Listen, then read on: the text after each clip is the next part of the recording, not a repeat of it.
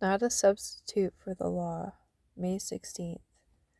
From Devotional entitled God's Amazing Grace by Ellen G. White.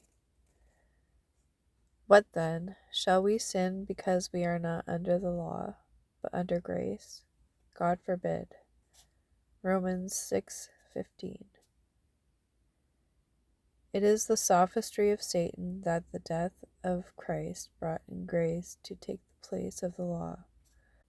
The death of Jesus did not change or annul or lessen the slightest degree the law of the Ten Commandments. That precious grace offered to men through a Saviour's blood establishes the law of God. Since the fall of man, God's moral government and His grace are inseparable. They go hand in hand through all dispensations.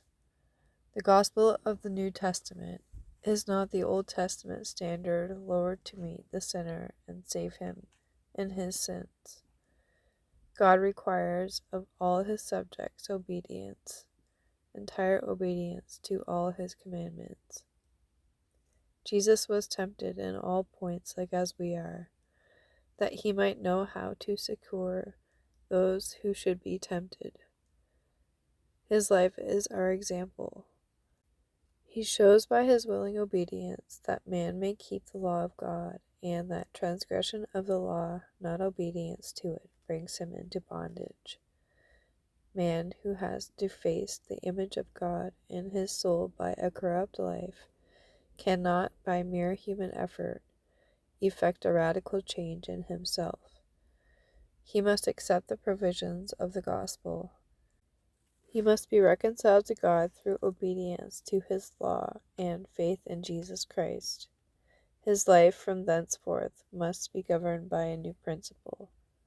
He must face the mirror, God's law, discern the defects in his moral character, and put away his sins, washing his robe of character in the blood of the Lamb.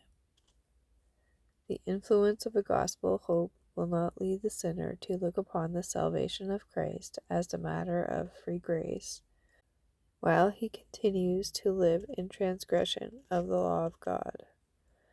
When the light of truth dawns upon his mind, and he fully understands the requirements of God and realizes the extent of his transgressions, he will reform his ways, become loyal to God through the strength obtained from his Saviour, and lead a new and purer life. It is not the work of the gospel to weaken the claims of God's holy law, but to bring men up where they can keep its precepts.